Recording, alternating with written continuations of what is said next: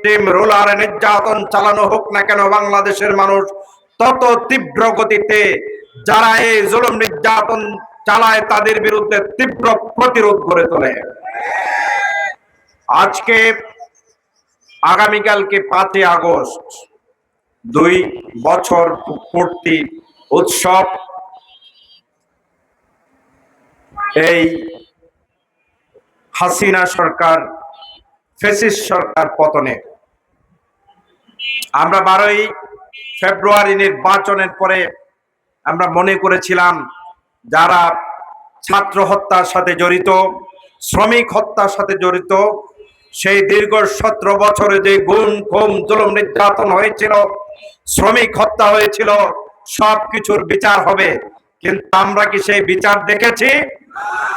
সেই বিচারের নামে যে বিচার বিভাগীয় যে তদন্ত কমিটি, বিচার বিভাগের যে নানা সেক্টরগুলো স্বাধীনভাবে কাজ করার যে কথা ছিল, সেই জায়গায়ও আজকে দলীয়করণ করে মূলত দল কানা বিচার ব্যবস্থা এই সরকার গড়ে তোলার চেষ্টা করছে। এটার মাধ্যমে সন্দেহ হয় সেই ফ্যাসিবাদের দোসরও এই সরকারের কাঁধে উঠে বসেছে। আমরা অনতি বিলম্বে ছাত্র, শ্রমিক, সাধারণ জনতাকে যারা হত্যা করেছে তাদেরকে বিচারের কাঠগড়ায় দাঁড় করাতে হবে। শহীদ ওসমান বিন হাদির মতো আমরা বলতে চাই, আমরা শত্রুর সাথেও ইনসাফ করতে চাই। সুতরাং শেখ হাসিনা যদি দেশে ফিরে আসে তার ব্যাপারেও আমরা ন্যায্যভাবে ইনসাফ করতে চাই। বাংলাদেশের মানুষের উপর যেভাবে গুলি চালিয়েছে, প্রশাসনকে অন্যায্যভাবে ব্যবহার করে যেভাবে মানুষকে কষ্ট দিয়েছে, গুম করেছে, খুন করেছে, বাংলাদেশে আমার মনে হয় তার আশার মধ্য দিয়ে নতুন একটি মেসেজ অন্যদের জন্য হবে যে বাংলাদেশে আগামী দিনে আর কোনো ফ্যাসিজমের জন্ম হতে পারে না।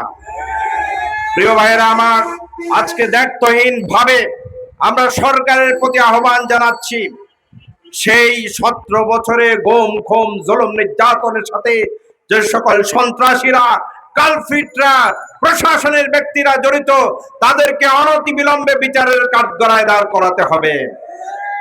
যে সকল শহীদ পরিবারের একমাত্র উপার্জনক্ষম ব্যক্তি ছিল যিনি শহীদ হয়ে গিয়েছেন, সেই শহীদ পরিবারের দায়িত্ব সরকারকে নিতে হবে। জুলাই যোদ্ধা যারা শেখ হাসিনার পতনের জন্য নিজের চোখ হারিয়েছেন, পা হারিয়েছেন, হাত হারিয়েছেন, বিকলাঙ্গ হয়ে গিয়েছেন, ডিসেবল হয়ে গিয়েছেন, তাদের পরিবারের দায়িত্ব সরকারকে নিতে হবে। এরপরে সরকারের প্রতি অনুরোধ করব, বিএনপি, জামাত এবং অন্যান্য বিরোধী দল আমরা একসাথে জেলে ছিলাম, রাজপথে লড়াই করেছি। আজকে ক্ষমতার মোহে অন্ধ হয়ে আমরা দেখতে পাচ্ছি গতকাল এবং আজকে সারা দেশের শিক্ষা প্রতিষ্ঠানগুলোকে ছাত্র দল, তারা ছাত্রলীগের বন্ধুদেরকে সাথে নিয়ে এই প্রতিষ্ঠানগুলোকে একটি অস্থিতিশীল পরিবেশ করার জন্য চেষ্টা করছে।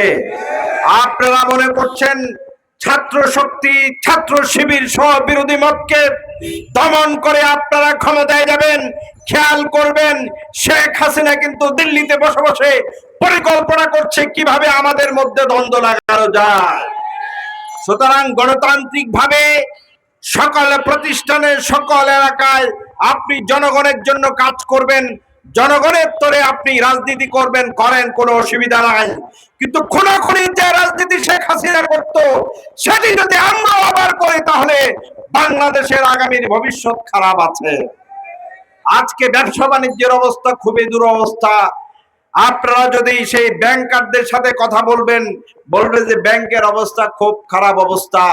আপনি ব্যবসায়ীদের সাথে কথা বলেন, বড় বড় ব্যবসায়ী, অনেক জায়গায় গ্যাসের অভাবে, বিদ্যুতের অভাবে এবং অনেক জায়গায় ঠিকঠাক ভাবে মালামাল আমদানি রপ্তানি করার যে সুযোগ সুবিধা, এগুলো বন্ধ হয়ে যাওয়ার কারণে বাংলাদেশ আগামী দিনে অর্থনৈতিকভাবে তলাবিহীন ঝুড়িতে পরিণত হতে পারে। এই পরিস্থিতিতে আমাদের এই কষ্টকর সময়টাকে ঐক্যবদ্ধ থাকতে হবে। আর ঐক্যবদ্ধ যদি না থাকি তাহলে পার্শ্ববর্তী দেশ বসে আছে, আবার কিভাবে বাংলাদেশে গোলযোগ বাঁধানো যায়। এজন্য আমি শুকরিয়া আদায় করছি আলহামদুলিল্লাহ। 5ই আগস্টের পূর্বে